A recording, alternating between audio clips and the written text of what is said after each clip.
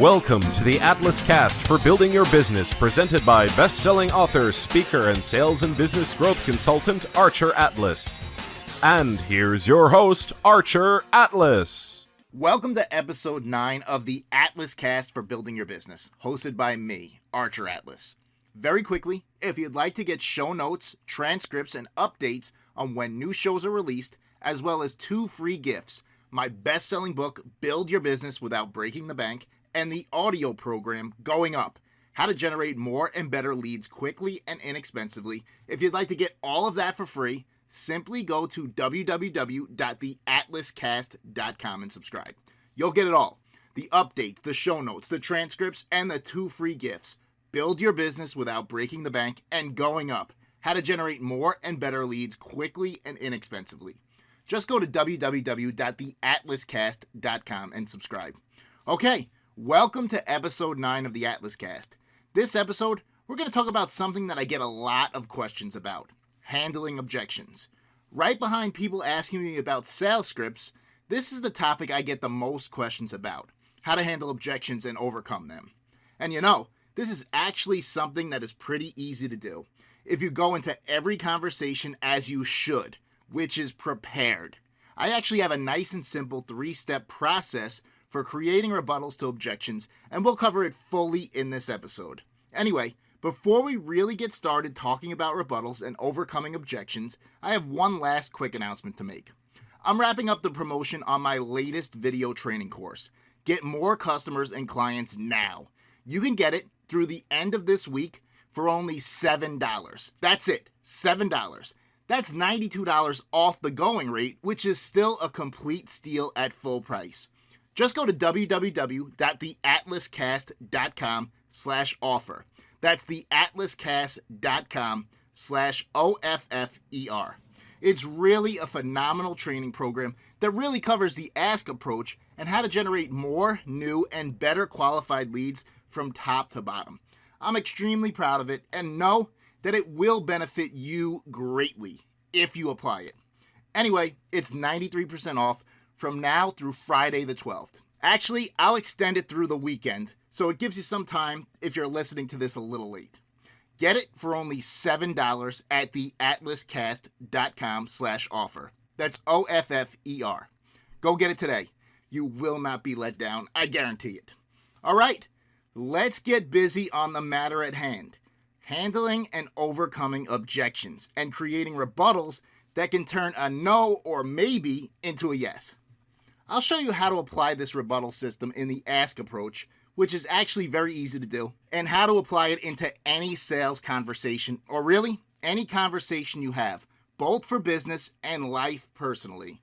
First off, more important than anything is knowing that most objections are not real. Not real at all. If you can understand this and realize it, you're way ahead of the game and consequently ahead of most people trying to do what you will do. So most objections aren't real. You have to remember this, and remember the situation you're in and the situation your prospect or client is in that you've put them in. If you call someone out of the blue, especially, but in other situations, like the ones where you're presenting or pitching, most likely it's you that wants to be there the most. Now, the prospect or client most likely has other things, more pressing things that are more important to him or her on their minds, and that's most times. Your goals are not running parallel. You want a sale, an appointment, or a lead, and they want to be done as quickly as possible or do something else. Most times. Sometimes you're in a situation where the prospect or client is super enthusiastic to buy or do what you want them to. Sometimes. And when you're in that kind of situation, life is good. Very good. But those times are few and far between. Much more likely, you're in a situation where you are an interrupter or an obstacle for the prospect or sometimes client. Their goal is to get rid of you. Your goal is to have them do what you want. And your major task here is getting them on the same page as you.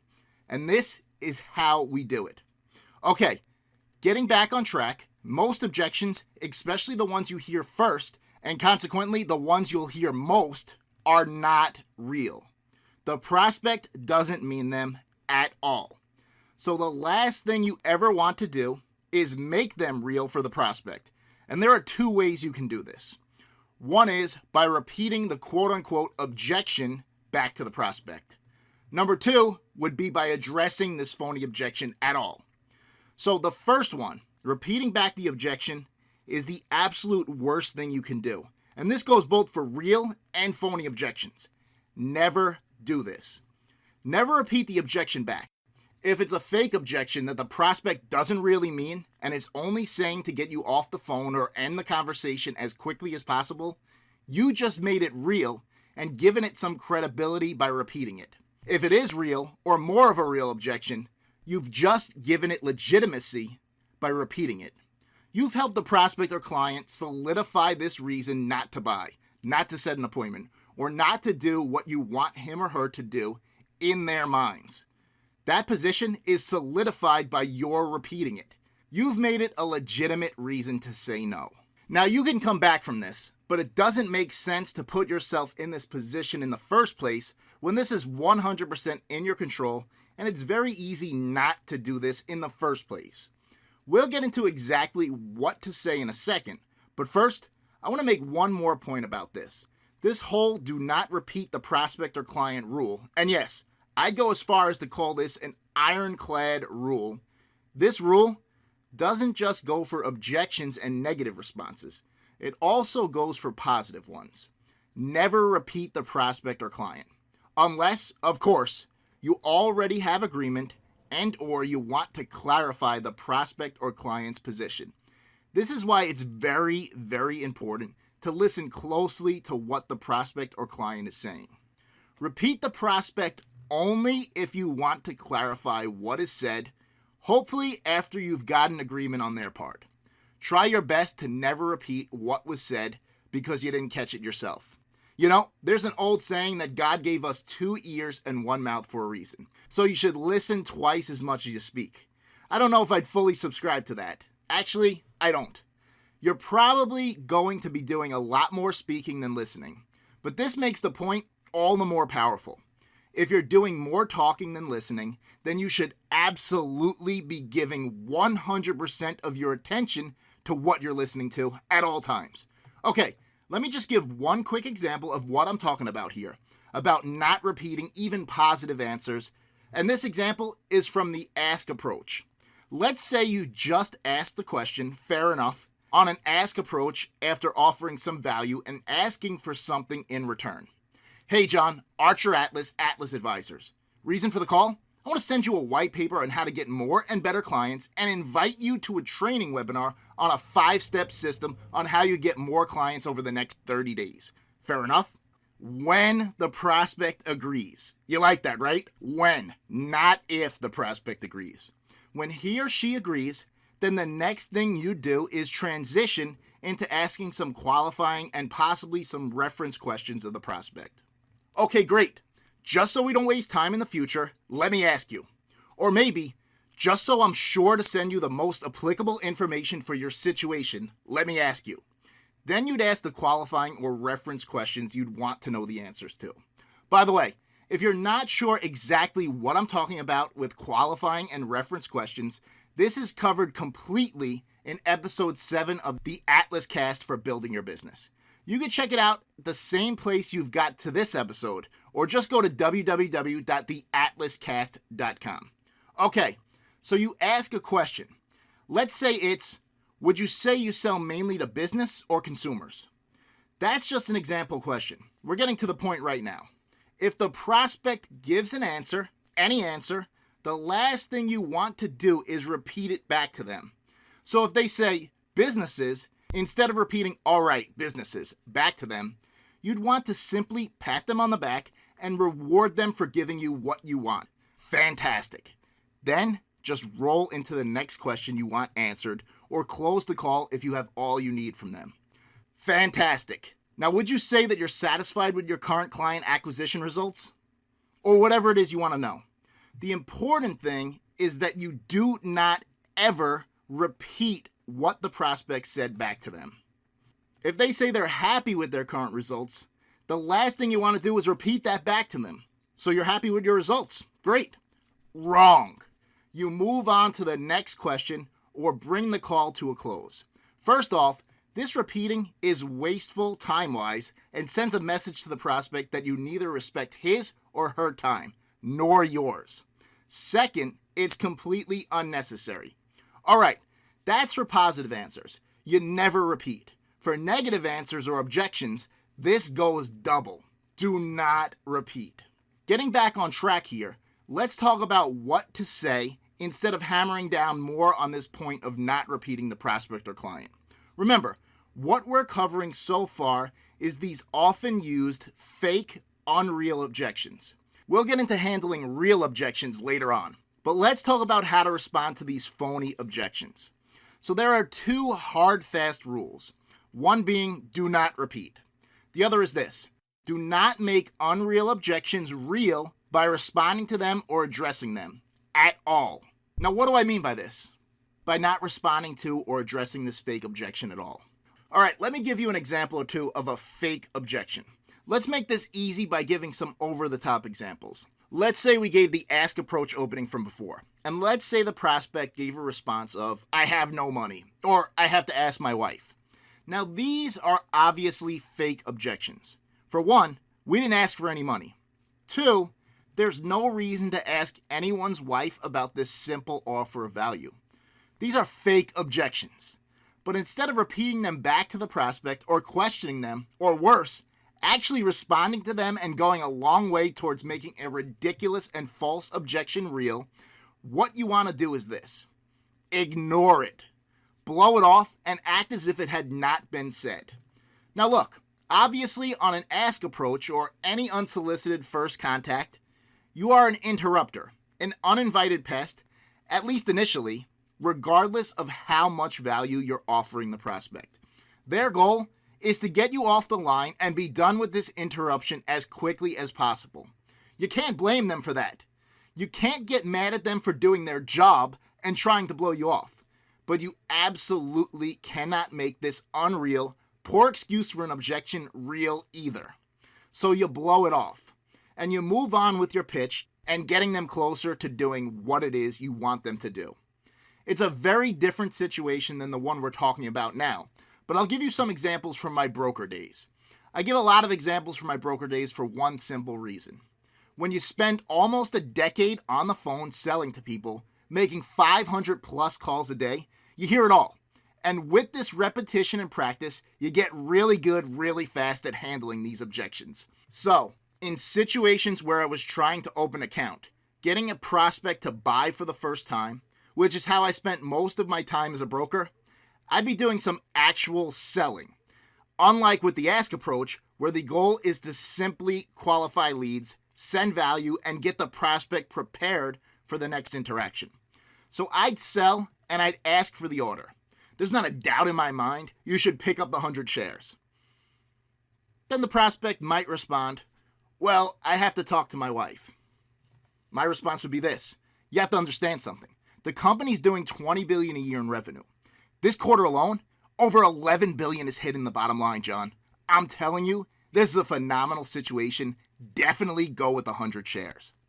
You see, I just went with another bullet point to sell the prospect on why they should do what I want them to do, which is buy 100 shares. I didn't say anything about his wife. I didn't tell him that he's the one making the decision, that his wife doesn't consult him when it's time to buy the milk. I didn't say we're only talking about 100 shares, a small investment, and that he could certainly talk to his wife if we were talking larger investments. I didn't say any of that. I gave him a business reason why he should own this stock. And you know what? Most times the prospect would realize this fake excuse, if it was really a fake excuse, would not work with me at all. And he would come up with a better excuse in the future, or he would do exactly what I wanted him to do. That, or he'd hang up. And yes, that would happen often. Now there's one other thing you can do with fake excuses or fake objections instead of ignoring them or blowing them off. You could indirectly point out how absurd they are by giving your own absurd response. Let's take an example of this. Let's say the prospect says, I have to talk to my wife. John, I talked to my wife this morning. She said I could sell it to you. I think one wife's got to be enough, right? Listen to me on this one. You want to own this 100 shares. I'm not liquid right now. You have a week to pay for the trade. How do you want to title this? Individual or corporate? I have a broker. I won't let him get in my way, John. Do you want the confirmation sent to your home or to your office? Sometimes you just need to let the prospect know that you know their excuse is just that, an excuse, and a poor one at that. You're not going to let them off the hook that easy. And that if they really don't want to do what you want them to do, they will have to give you a real reason why. And then you could destroy that reason too. Or not. But you have an infinitely better chance of overcoming an objection, a real objection, if you know about it. Harping on phony objections and allowing the prospect to get away with giving you fake ones, or worse, you making the fake ones real for them, this will not get you anywhere. It certainly isn't going to get you toward your goal. And also, very importantly, it's not going to allow you to do what's in your prospect's best interest, which is doing what you want them to do. Now, obviously, you have to provide something that will be in the prospect's best interest, and I take that as a given here. I never once pitched any stock that I didn't think was in the prospect or client's best interest to buy. If I wasn't 100% confident in it, I didn't offer it to my clients or prospects. Doesn't mean I wasn't ever wrong. I was, a lot. And that's partly why I got out of that business. But my intentions were always to help the prospect or client and have them be better off than they would have been had they not bought at all. Same thing goes with everything I do now and with the clients I currently work with and their relationships with their clients. All right, so that's for these fake objections. And honestly, fake objections make up the majority of objections you will receive. Anyway, we're running out of time. Next episode, we'll cover the absolute best way to find out whether an objection is real or fake. We'll cover how to handle and overcome real objections and the easy 3-step process for creating objection-busting rebuttals. If you've paid close attention to what we've covered in this episode, you might already know it, but we'll cover it from top to bottom. I'm really looking forward to this because this is actually one of my favorite subjects and one of the most satisfying things to do. Get someone from a no to a yes. And with that, let's wrap this up with some very quick announcements. If you'd like 3 free issues of the Marketing Made Easy newsletter, which is my monthly business development, marketing, and sales growth newsletter, simply shoot me an email at archer@archeratlas.com with the subject line, Marketing Made Easy, or just MME if you're in a hurry. I'll get you this month's newsletter over to your inbox immediately, and the next 2 when they come out the next 2 months. I'm also wrapping up the insane $7 promotion on my video training course, Get More Customers and Clients Now. Get it for 93% off, only $7, by simply going to www.theatlascast.com/offer. That's OFFER. I'm taking that offer down by this weekend, the 14th, so act now. It's really a phenomenal program and a complete steal at only $7. Just go to theatlascast.com/offer. Lastly, if you'd like to get updates on this show, the Atlas Cast for Building Your Business, as well as show notes, transcripts, and your 2 free gifts, my best-selling book, Build Your Business Without Breaking the Bank, and the audio program, Going Up, How to Generate More and Better Leads Quickly and Inexpensively, just go to www.theatlascast.com and subscribe. You'll get all of this free of charge, my gift for being a loyal listener to this show. All right, that's it for this episode. Like I said, next time out, we'll continue where we left off, really digging deeply into how to tell whether an objection is real or fake, how to respond to an honest-to-God real objection, and my 3-step system for creating objection-busting rebuttals. Again, I'm really looking forward to this one. See you then.